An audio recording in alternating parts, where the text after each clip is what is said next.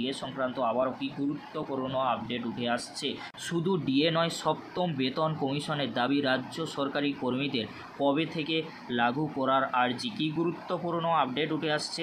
রাজ্য সরকারি কর্মীরা মহার্ঘ ভাতা বা ডিএ বৃদ্ধি লড়াইয়ের পাশাপাশি এবার সপ্তম বেতন কমিশন অর্থাৎ 7 পে কমিশন গঠনের দাবি জানালেন।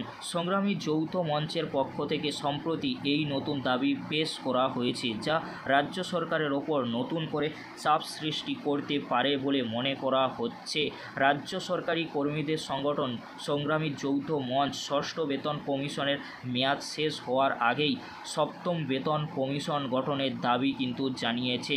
তাদের মতে ষষ্ঠ বেতন কমিশনের মেয়াদ 2025 সালের ডিসেম্বর মাসে শেষ হতে চলেছে। তাই তারা চায় যে অবিলম্বে সপ্তম বেতন কমিশন গঠন করা হোক এবং 2026 সালের জানুয়ারি মাস থেকেই তার সুপারিশ কার্যকর করা হোক। মূল দাবিগুলি কী কী রয়েছে সংগ্রামী যৌথ মঞ্চের পক্ষ থেকে যে দাবিগুলি জানানো হয়েছে।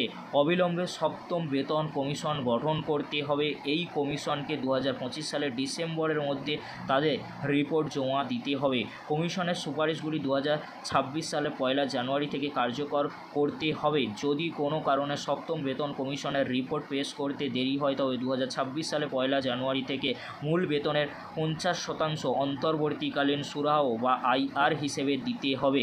কর্মীদের দাবি সপ্তম বেতন কমিশনের মাথায় অবসরপ্রাপ্ত বিচারপতিকে রাখতে হবে। তাদের অভিযোগ ষষ্ঠ বেতন কমিশনে এই নিয়ম না মানার ফলে কর্মীদের বিপুল আর্থিক কিন্তু ক্ষতি হয়েছে।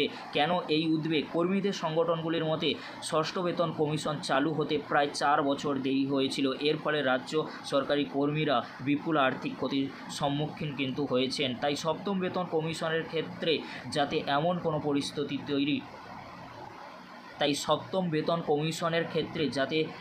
কোনো পরিস্থিতি তৈরি না হয় তার জন্য আগে থেকেই তারা এই দাবিগুলি জানাচ্ছেন।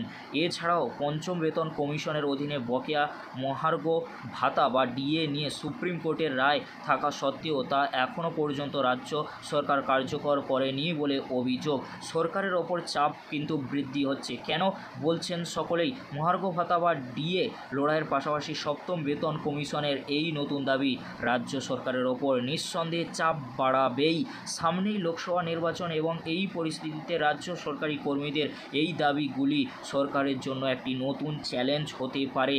এখন দেখার বিষয় রাজ্য সরকার এই দাবিগুলির বিষয়ে কী পদক্ষেপ গ্রহণ করে। কর্মীদের এই দাবিগুলি যদি মানা হয় তবে রাজ্য সরকারি কর্মীরা আর্থিকভাবে অনেকটাই উপকৃত হবেন। এই ছিল গুরুত্বপূর্ণ আপডেট। যদি ভিডিওটি হেল্পফুল হয়ে থাকে অবশ্যই ফ্রেন্ডদের কাছে আপনারা শেয়ার করে দেবেন। আজকের এতটুকু, পরবর্তীতে দেখা হচ্ছে নেক্সট ভিডিওতে। ভিডিওটি দেখার জন্য আপনাদেরকে অসংখ্য ধন্যবাদ।